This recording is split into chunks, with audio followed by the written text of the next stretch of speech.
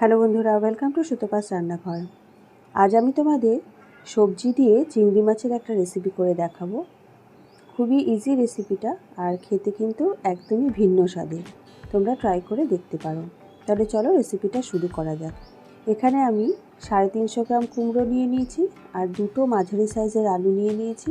তো আলু আর কুমড়োটা আমি এইভাবে ডুবো ডুবো করে কেটে নিয়েছি দুটো পেঁয়াজ কুচি করে কাটা, দুটো টমেটো, আর নিয়েছি 15 কোয়া রসুন, 5-6টা কাঁচা লঙ্কা, 2 ইঞ্চি আদা। এটার আমি একটা পেস্ট বানিয়ে নেব। এবার চলে এসেছি রান্নাঘরে। এখানে 4 চামচ দিয়েছি সর্ষের তেল। প্রথমে চিংড়ি মাছটা ভেজে নেব। এখানে আমি 300 গ্রাম চিংড়ি মাছ নিয়েছি। ভালো করে রক ছাড়িয়ে পরিষ্কার করে ধুয়ে নুন হলুদ মাখিয়ে রেখেছিলাম। এবার মাছগুলোকে অল্প একটু ভেজে নেব। চিংড়ি মাছ আমি খুব ভেজে রান্না করি না, তোমরা যারা আমার ভিডিও দেখো জানো। একটু জাস্ট হালকা ফ্রাই করে তুলে নেব। জাস্ট চিংড়ি মাছ থেকে একটু জুসটা বেরোবে, তারপরে তুলে নেব। আর এভাবে চিংড়ি মাছ ভেজে রান্না করলে রান্নার স্বাদ যেমনি ভালো হয়, তেমনি কিন্তু মাছগুলোও খেতে ভালো লাগে। বেশি ভাজলে চিংড়ি মাছের স্বাদ কিন্তু নষ্ট হয়ে যায়। তো দেখো, মাছগুলো একটু শ্যালো ফ্রাই করে তুলে নিয়েছি। এবার দিয়ে দিয়েছি তার মধ্যে আলুগুলোকে আমি অল্প একটু নুন আর হলুদ দিয়ে অল্প ভেজে নেব। খুব বেশি কড়া করে ভাজবো না, হালকা একটু ভেজে তুলে নেব। তো দেখো, আলুটাও ভাজা হয়ে গেছে, তুলে নিয়েছি। এবার দিয়ে দিলাম কুমড়োতেও আমি একটু নুন আর হলুদ দিয়ে দিয়েছি। কুমড়োগুলো একটু বেশি করে ভাজবো, আলুর থেকে একটু বেশি করে ভাজবো। তো দেখো, কুমড়ো ভাজাও হয়ে গেছে। এবার এগুলো তুলে নিচ্ছি। এবার ওই তেলের মধ্যে দিয়ে দিচ্ছি গোটা সাদা জিরে, 1/2 চামচের মতো দিয়ে একটু ভালো করে জিরেটা ভেজে নিয়ে আমি মশলাগুলো এক এক করে অ্যাড করব। তো প্রথমে আমি যে দুটো পেঁয়াজ কুচি করে কেটে রেখেছিলাম, সেই পেঁয়াজ কুচিটা মিশিয়ে দেব। আর ততক্ষণ ভেজে নেব যতক্ষণ পেঁয়াজের কালারটা একটু চেঞ্জ না হয়। তোমরা যারা আমার চ্যানেলে নতুন বন্ধু আছো, তারা অবশ্যই আমার চ্যানেলটা সাবস্ক্রাইব করে দিয়ে আমার পাশে থাকার অনুরোধ রইল। আর যদি আমার রেসিপিগুলো ভালো লাগে, তাহলে অবশ্যই একটা লাইক, একটা শেয়ার, একটা কমেন্ট করে দিও। তো দেখো, পেঁয়াজের রঙটা চেঞ্জ হয়ে গেছে, একটু লালচে হয়ে ভাজা হয়ে গেছে। তারপরে আমি আদা, কাঁচা লঙ্কা, রসুনের পেস্টটা মিশিয়ে দিয়েছি। আর এখানে একটা আমি মশলা বানিয়ে নেব। কালো সর্ষে 1 চামচ, সাদা সর্ষে 1 চামচ আর 1 মুঠো কাজু, একটু নুন আর একটু জল দিয়ে একটা পেস্ট বানিয়ে নেব। এদিকে দেখো, পেঁয়াজ আদা রসুনের কাঁচা গন্ধটা চলে গেছে, মশলা থেকে তেল ছেড়ে দিয়েছে। এখন দিয়ে দিচ্ছি 1/2 চামচ হলুদ গুঁড়ো, পরিমাণ মতো নুন, আর দিয়ে দেবো সুন্দর রঙের জন্য একটু কাশ্মীরি লঙ্কার গুঁড়ো 1 চামচ। ঝালের জন্য আমি শুধুমাত্র এখানে কাঁচা লঙ্কাই ব্যবহার করেছি। তোমরা যে যেরকম ঝাল খাও সেই পরিমাণে ঝাল দেবে।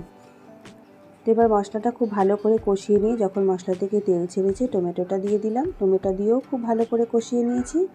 এবার টমেটোটার থেকেও তেল ছাড়ার পরে মিশিয়ে দিলাম কাজু, সর্ষে আর নুন দিয়ে যে পেস্টটা বানিয়ে রেখেছিলাম সেটা। এবার মিনিট 5 এটা একটু নাড়াচাড়া করে নেব। এই মশলা থেকে যখন তেল ছাড়বে, তখন দিয়ে দেব আলু আর কুমড়ো, যেটা আমি আগে ভেজে তুলে রেখেছিলাম। এগুলো দিয়ে আমি 5-7 মিনিট একটু কষিয়ে নেব। আঁচ কমিয়ে একটু কষিয়ে নেব। দিয়ে দিলাম মাছের আর যে জুসটা ছিল সেটা মিশিয়ে দিয়েছি। এবার খুব ভালো করে কষিয়ে নিলাম। 5-7 মিনিট কষিয়ে নিয়ে উষ্ণ গরম জল দিয়ে দিলাম। খুব বেশি এটা কিন্তু ঝোল ঝোল হবে না, একটু মাখা মাখা হবে। এবার আলুটা কুমড়োটা ভালো করে যাতে সেদ্ধ হয়ে যায়, তার জন্য ঢাকা দিয়ে দিলাম। মিনিট 10 এটাকে ফুটিয়ে নিয়েছি। এবারে দিয়ে দেব, একটু আগে নেড়ে নিচ্ছি, নেড়ে নিয়ে এবারে মিশিয়ে দেব চিংড়ি মাছগুলো।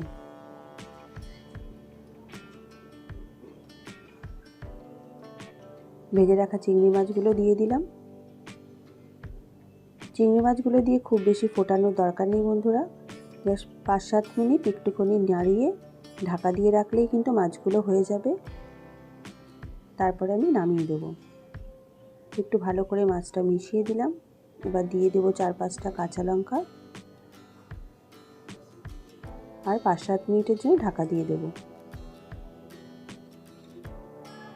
আমার রেসিপিগুলো তোমাদের কেমন লাগছে অবশ্যই আমাকে লিখে জানিও। ভালো লাগলে লাইক শেয়ার কমেন্ট করতে ভুলো না।